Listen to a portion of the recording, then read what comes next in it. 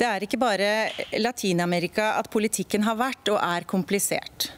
Russland og USA har også sine demokratiske utfordringer. Forfatterne Junot Diaz og Masha Gessen har det til felles at de begge har bakgrunn fra land som må kunne sies å være moderne enevelder, eller diktaturer som vi kaller det i dag. Gessen er en aktiv og skarp kritiker av Vladimir Putin. Diaz har som immigrant fra den dominikanske republikk, en diktaturstat på den tiden, sett USA fra bunnen. Disse to befinner seg i dag i et USA som trekkes mer og mer mot det populistiske høyre. Vi får bli med da to av våre tids viktigste skribenter møtes digitalt for å diskutere dette. Det er Aleksandar Hemon som introduserer. Masha Gessen is one of the most clear-eyed and engaged American journalists today. Someone whose understanding of what is presently happening in America is fundamentally shaped by their understanding of what happened in Russia. Born in Russia, Masha moved as a child with their family to the United States. They returned to Russia in the 90s and worked as a journalist and LGBT activist in the context of Vladimir Putin's ruthless rise to power, all of which led to confrontations that forced them to return to the United States in 2013. They published 11 books, including The Man Without a Face, The Unlikely Rise of Vladimir Putin, The Futurist History, How Totalitarianism Reclaimed Russia, and soon to come out, Surviving Autocracy, where they confront the present undoing of American democracy. Their columns in The New Yorker provide a painfully clear vision of the historical and political moment we are experiencing. Their work is and will remain essential for the history of Russian and now American autocracy. They received numerous awards and accolades, including National Book Award for Nonfiction and a Guggenheim Fellowship.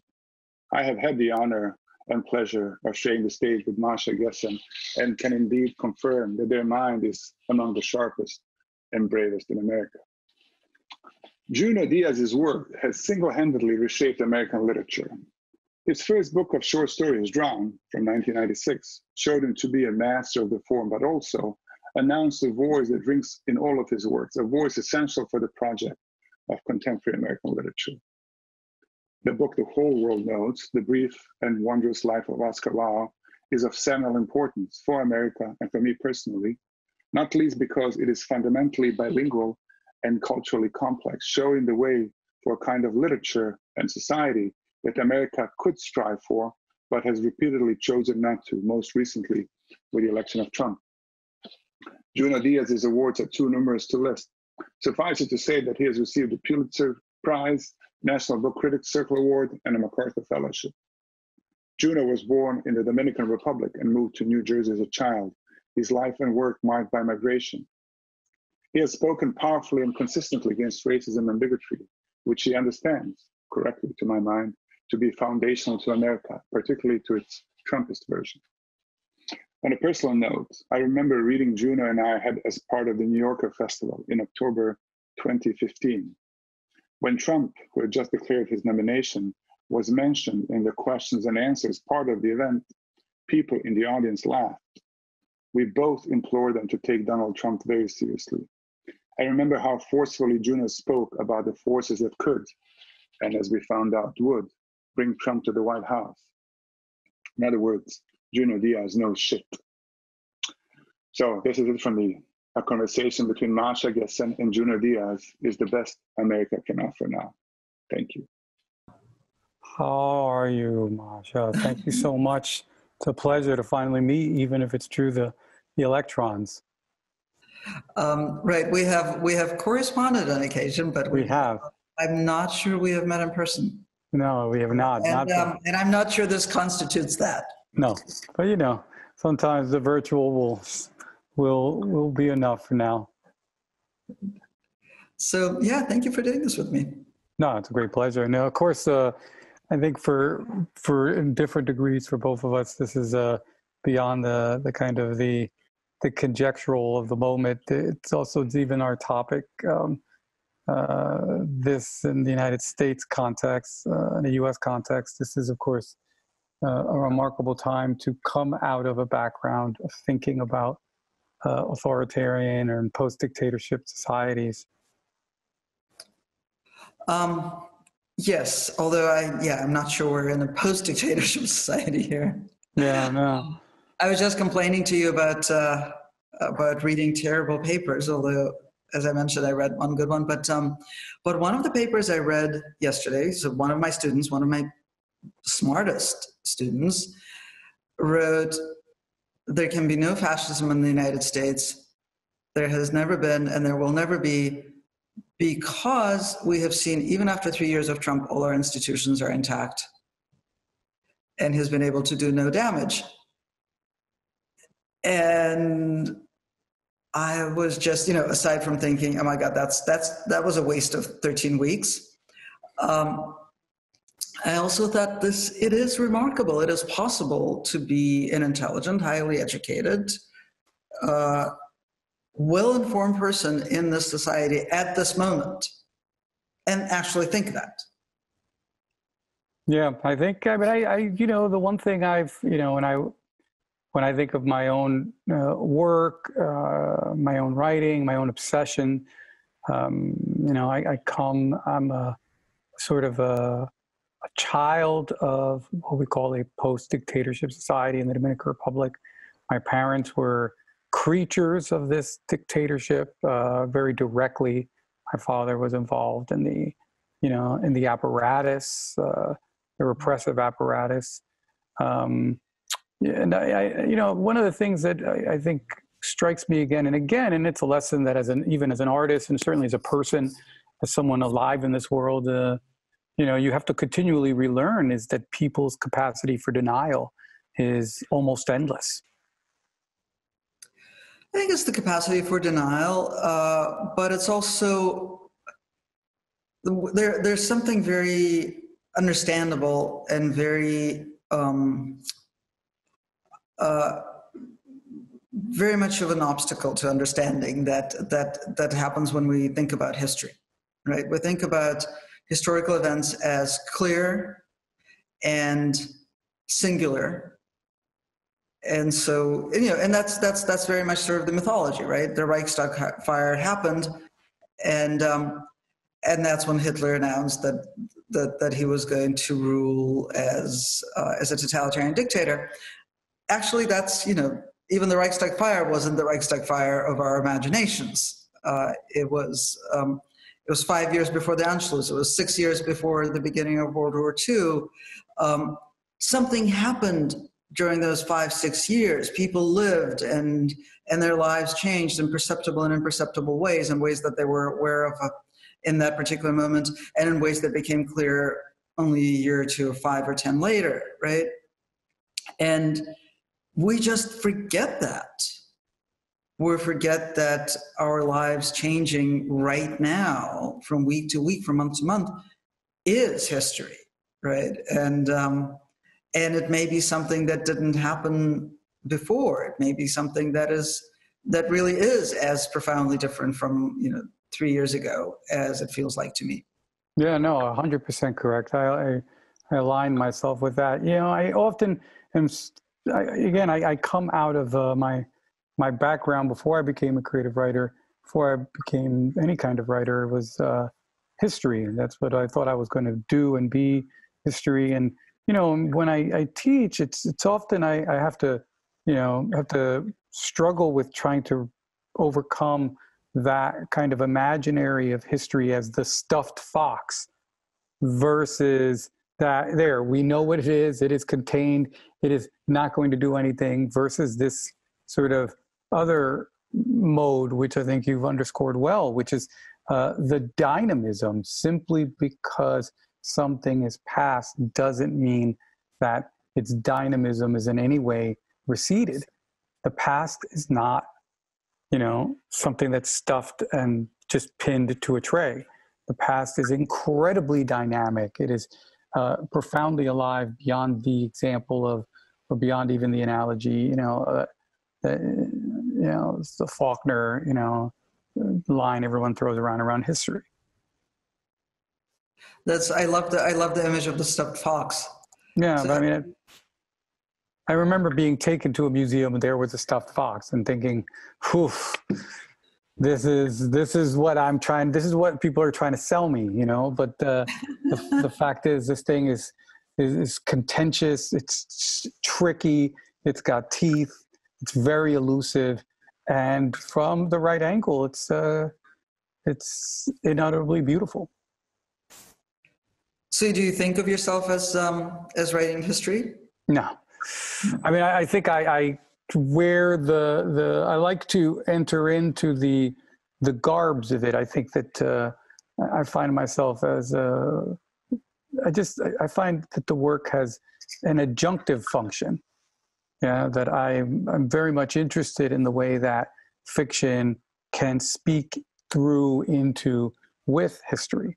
As you know, that there's so much that, especially for someone like me, someone of African descent, comes out of the Caribbean, where, you know, the absences are vast. The absences are almost complete. The sort of evidence, what we have on the ground, is so fragmentary. And then to enter into these abysses, one needs, of course, the imaginary. One needs the imagination. And so there's a function for fiction alongside of historiographies, but I don't pretend to be a historian any more than I pretend to be a journalist, just because, you know, one writes nonfiction pieces. I think that these are very different modes. So have you been self-isolating? What is your situation? Yeah, no, I have. And, you know, in that self-isolation, it's been interesting because, you know, I've been thinking a lot about this incredible moment. I've been thinking just that, you know, I'm in a United States context, we have a leadership that has really just summoned the moronic inferno in ways that we never imagined.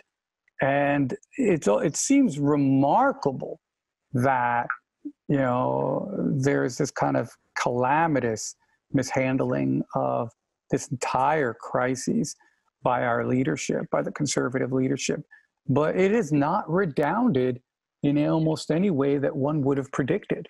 I just would have thought this would have had a greater impact on the legitimacy, and it made me realize that I'm thinking too clinically. I'm thinking that I'm thinking commonsensically when sort of a regime like Trump's is not about the logical. Right.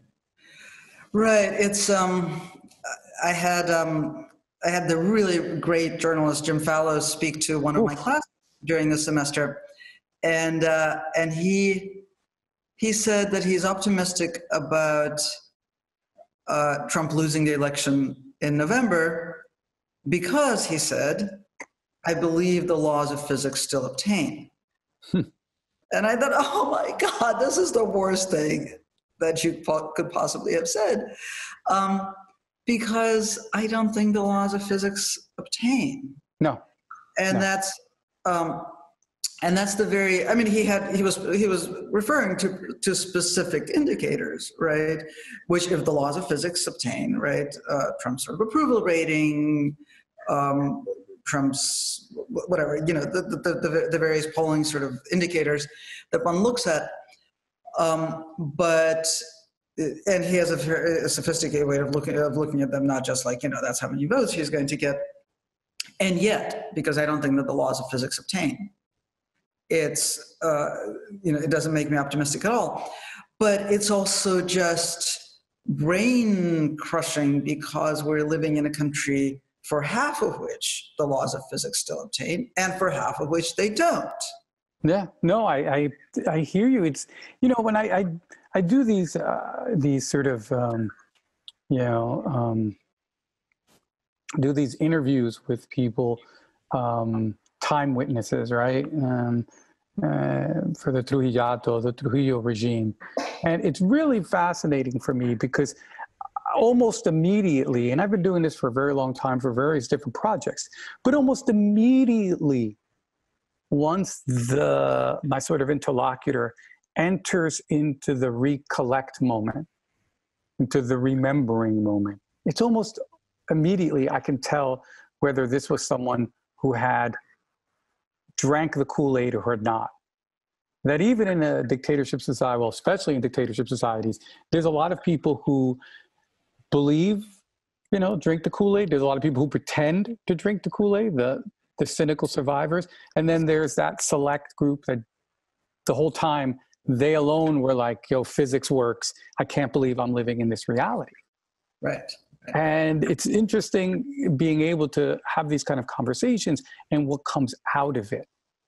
Because I do think you're right. I think the tenacious hold that something like Trump, something like a charismatic like Rafael Trujillo, this former dictator of the Dominican Republic, it defies physics.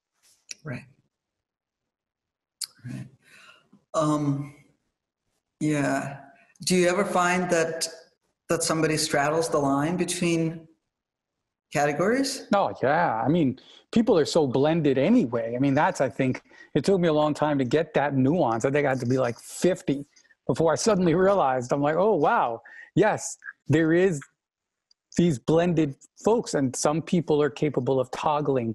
What's interesting is I had a recent time witness that was very, very fascinating, where when she was in the past, there was no awareness of the delusions.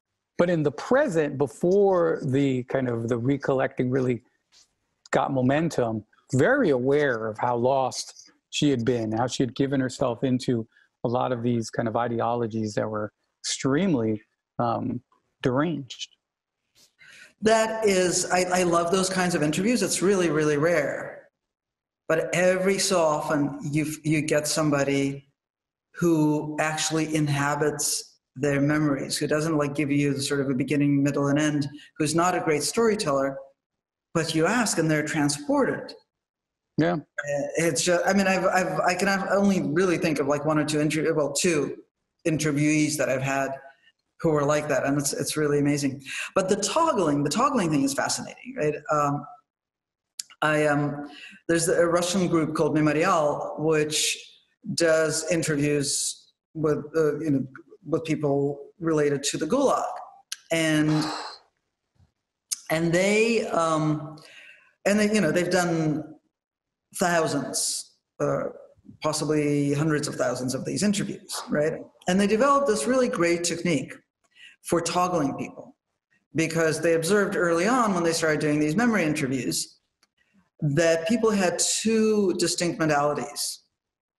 One, when they were identifying with victims, right? So a lot of the time these are interviews in places where there were Gulag camps, right? And so they would be asking people to recall seeing the inmates, and people recall them with sympathy and empathy. And then the other modality is identifying with the state, which is so important to the identity of the Soviet and post-Soviet person, right? So what they trained interviewers to do, like they would have these big summer sessions where they have hundreds of college students going out to interview people. What they train them to do is to, in the middle of an interview, to get up and go to the bathroom, or just change the subject to like asking about the train schedule and when they should best catch the train, and then ask a question about, like, for example, after an hour of talking about how painful it was to watch people being tortured and starved to death, and then ask about whether it was justified as part of the great Soviet effort. And after the break, people would almost invariably shift into that mode and say, of course, it was essential for the state to, and you can't make an omelet without breaking eggs. No, God. No, but again, that's the kind of, I mean, on the one hand, I'm thinking like, man, the experience of the people doing the interviews, especially after a long period of time, having done many of the interviews, I can only imagine, but it speaks to the moment. I think, for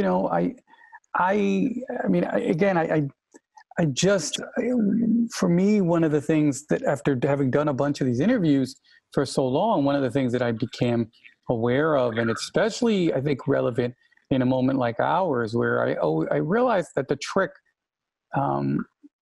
really, and I think it might apply to this Trump moment in the United States, the trick is that the illusion that there were two sides, or three sides, right, or four sides, and not that they were really entangled.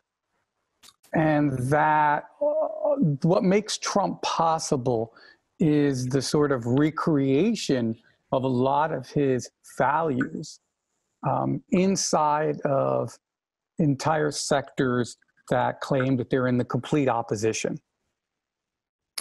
Talk more about that. In other words, I mean, sort of someone like Trump is making arguments same way that Trujillo is saying, trust your gut, forget evidence. Right. I would argue that that's something that's been as much embraced in all corners of the resistance as much as it's a part of the whole Trump shtick. Right. And I saw this in the Dominican Republic as well, that the opposition to Trujillo really resembled him in fascinating ways, and that it was portrayed as very starkly diametric, but in fact, there was a lot more leakage and a lot more seepage than one would necessarily believe. That to me was another kind of an important lesson that, figures like this in some ways contaminate their opposition in ways that help their own power and help to kind of, in some ways, undermine the very values that we're claiming to be upholding, against the face of such a kind of a cretinous barbaridad.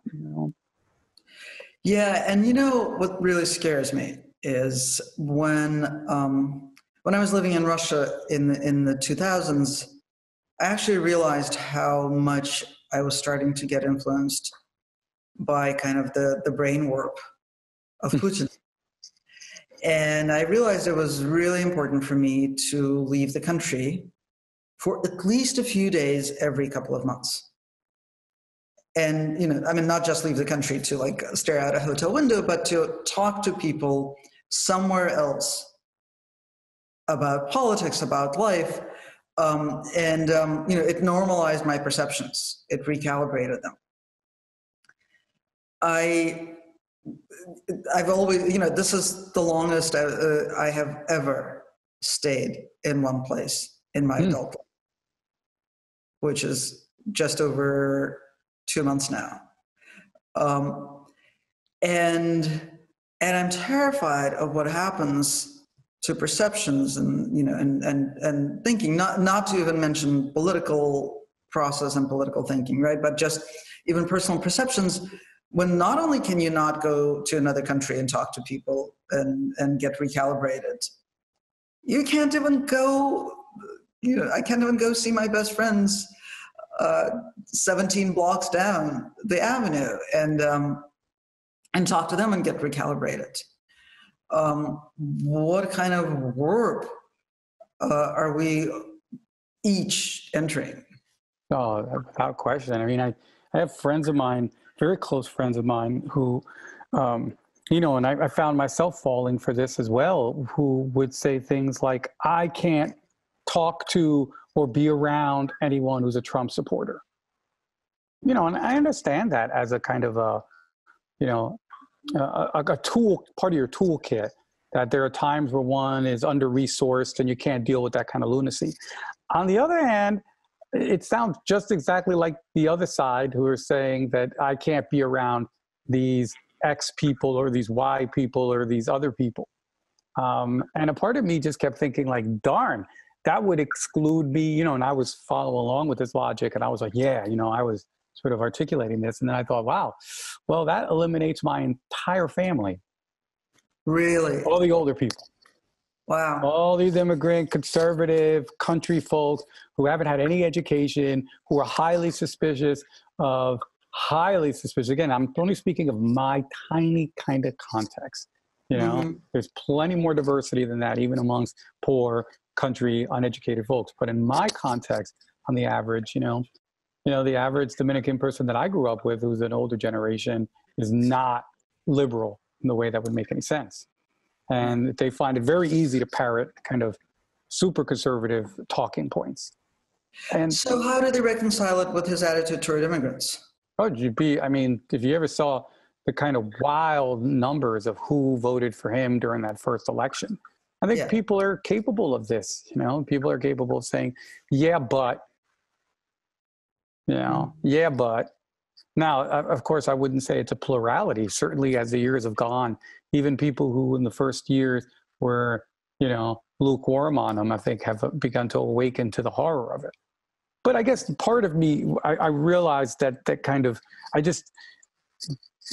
understand people who don't have the resources and nor the safety to be able to engage people like that. But I realized I just had to kind of start practicing some values that, that are not sort of just the warped opposite of the other side. Like, compassion's a tough one. Very tough to be sitting down or on the phone with your family members and they start saying some wild things. And in my case, we're immigrants and they start talking about building the wall. And it's very tough to be like, okay, I want to be compassionate because the invitation is so strong to be the Trump in reverse, to be, I'm going to exclude, forget conversation, snap judgments. I've got you in your box, onward and onward. So how do you deal with it? What's your, I don't know, strategic empathetic strategy for responding to your relatives talking about the wall? I think first of all, you got to have some resources. 99% of the time, we're too exhausted for that. Right. And so I just think like, if you're exhausted for that, that's not a conversation to get into. I've become the pro at like, if I'm exhausted, in other words, if I'm too tired to go for a run, I'm not going to go for a run. Or if your foot is broken or your foot is sprained, you ain't going to go for a run. It's the same thing sort of spiritually and kind of emotionally.